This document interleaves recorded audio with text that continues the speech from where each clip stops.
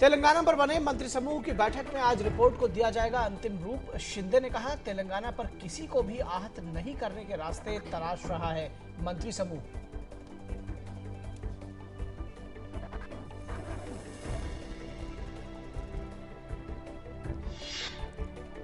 यौन उत्पीड़न मामले पर तरुण तेजपाल के खिलाफ गोवा पुलिस ने इमिग्रेशन चेक पोस्ट अलर्ट जारी किया। दिल्ली हाई कोर्ट में तेजपाल की अग्रिम जमानत याचिका पर आज होगी सुनवाई।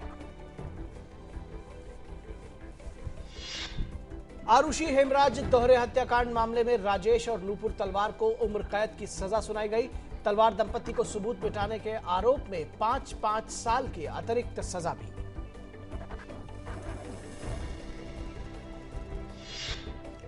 चक्रवाती तूफान लहर के चलते आंध्र प्रदेश में हाई अलर्ट जारी।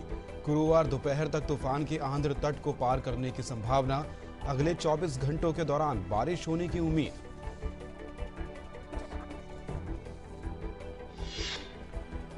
बहुचर्चित शंकर रमण हत्याकांड में पुडुचेरी की एक अदालत आज अपना फैसला सुनाएगी। इस मामले में कांची कामकोटी पीठ के शंकराचार्य जयेंद्र सरस्वती और उनके सहायक विजेंद्र हैं मुख्य आरोपी। दिल्ली विधानसभा चुनाव के लिए प्रधानमंत्री डॉक्टर मनमोहन सिंह पश्चिमी दिल्ली के तिलक नगर में एक जनसभा को करेंगे संबोधित। वहीं दूसरी ओर यूपीए अध्यक्ष सोनिया गांधी राजस्थान के सीकर में एक करेंगी चुनावी रैली। दिल्ली विधानसभा चुनाव के लिए भाजपा ने किया घोषणा पत्र जारी। घोषणा पत्र में दिल्ली को सस्ती बिजली देने और पूर्ण राज्य का दर्जा दिलवाने जैसे वादे शामिल।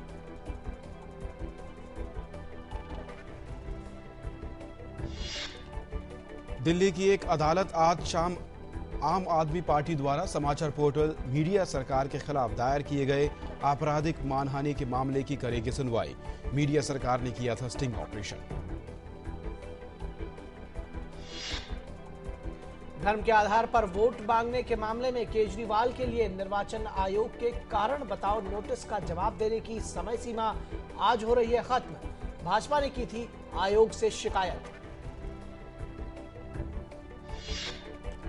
दिल्ली विधानसभा चुनावों में सबसे अमीर प्रत्याशी हैं राजौरी गार्डन सीट से शिरोमणि अकाली दल के मनजिंदर सिंह सिरसा, जिन्होंने अपने पास 235.51 करोड़ रुपयों की संपत्ति होने की घोषणा की। कुडनकुलम परमाणु ऊर्जा संयंत्र के करीब एक तटवर्ती गांव में देसी बम विस्फोट में 3 बच्चों सहित 6 लोगों की मौत। संयंत्र बंद करने की मांग को लेकर 2 वर्ष से अधिक समय से हो रहा है विरोध प्रदर्शन। दिल्ली के प्रगति मैदान में चल रहे 33वें भारतीय अंतर्राष्ट्रीय व्यापार मेले का आज है आखिरी दिन। इस बार व्यापार मेले की थीम समावेशी विकास रखी गई।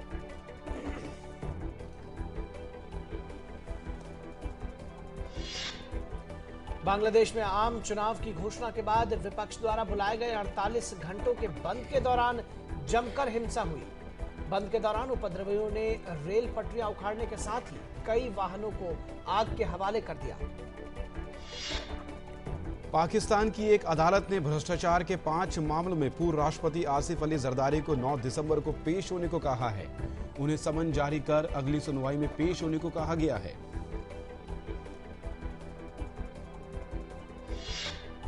इराक में अलग अलग स्थानों पर हुए आत्मघाती बम धमाकों में 17 लोगों के मारे जाने की खबर है। बम धमाकों में मारे गए लोगों में 7 सेना के जवान भी हैं।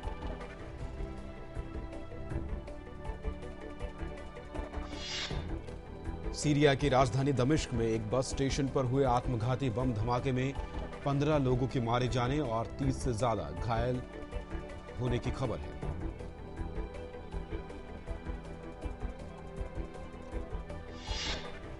थाईलैंड में प्रधानमंत्री यिंगलक शिनावात्रा के इस्तीफे की मांग कर रहे हजारों प्रदर्शनकारियों ने प्रमुख सरकारी इमारतों को घेर लिया है। प्रदर्शनकारी शिनावात्रा सरकार के इस्तीफे की मांग कर रहे हैं। भारत और वेस्टइंडीज के बीच तीसरा और निर्णायक वनडे मैच आज कानपुर में 3 मैचों की सीरीज में 1-1 की बराबरी के बाद दोनों टीमों के लिए करो या मरो की स्थिति।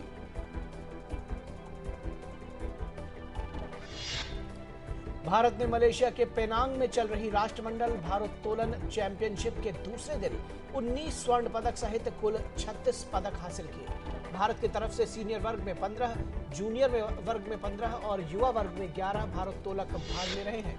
मुंबई की एक दीवानी अदालत ने एनसीपी प्रमुख और केंद्रीय कृषि मंत्री शरद पवार को मुंबई क्रिकेट संघ के अध्यक्ष के रूप में काम करने पर अस्थायी रोक लग गई। ये आदेश भाजपा नेता गोपीनाथ मुंडे की याचिका पर दिया गया।